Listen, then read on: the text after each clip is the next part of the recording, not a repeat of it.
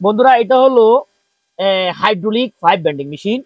আপনারা যারা কনস্ট্রাকশন বা পাইপের সাথে জড়িত, পাইপ ওয়ার্কশপ, প্লাম্বিং এর সাথে জড়িত পাইপ বেন্ড করতে হবে, যেমন এই যে এইভাবে আপনি পাইপ করবেন, আপনার সোজা পাইপ এইভাবে রাখলে বাঁকা হয়ে যাবে। হ্যাঁ, তো বন্ধুরা কথা হলো এটা যদি আপনার শক্তি দিয়ে করতে হয় বা ইলেকট্রিক দিয়ে করতে হয় সেটা লাভ নেই, আপনার এটা নিতে হবে হাইড্রোলিক। হাইড্রোলিক মানে হলো এই যে এখানে আপনি পাইপ রাখবেন, দেখুন এটা একটা, এটা হলো তার একটা ঘাট, মানে এটা একটা ডাইস।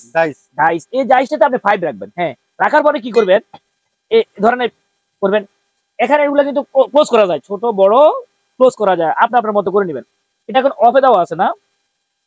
হ্যাঁ, এখন আমি এই যে দেখেন বন্ধুরা, আপনারা কোনো প্রেসার লাগবে না, আপনারা শুধু কেবল চাপ দিবেন, এই যে আলতো ভাবে চাপ দিবেন, আপনার পাইপ বেন্ডিং হয়ে যাবে। এই যে দেখেন যাচ্ছে যাচ্ছে যাচ্ছে যাচ্ছে। হ্যাঁ, এখানে আমি কোনো শক্তি দেওয়া লাগে না। দেখেন এখানে এই পাইপটা যে রাখবেন, পাইপটা বাঁকা হয়ে যাবে, আপনার মতো আপনি করে নিতে, কতটুকু বাঁকা করবেন, কত অ্যাঙ্গেলে।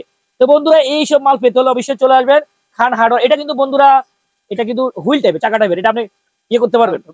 এই যে দেখেন এটা বিমান টাইপের মতো, আপনি ইচ্ছা করলে যে কোনো জায়গায় যে চাকা আছে, এগুলো অনেকগুলো ডাইস দেওয়া রয়েছে। তো বন্ধুরা এগুলো পেতে হলে চলে আসবেন নবাবপুর খান হার্ডওয়্যার এন্ড টুলসে।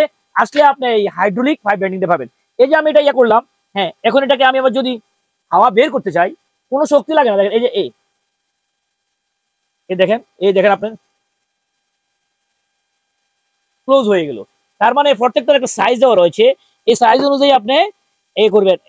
এটা একটা ডাইস, সবকটা ডাইস। তো বন্ধুরা এটা করতে হলে আপনার কোনো শক্তি লাগবে না। এই চিকন চাকন যদি কোনো আপনার ওয়ার্কারও থাকে, সে একটা পাইপ বেন্ড করতে পারবে। তার মানে শক্তির প্রয়োজন নেই, আপনি নিজেও করতে পারেন। তো বন্ধুরা দেখা হবে নেক্সট কোনো ভিডিওতে। এরকম ভালো ভালো নিত্য নতুন প্রোডাক্ট পেতে চাইলে আপনি এই চ্যানেলটি সাবস্ক্রাইব করে রাখবেন।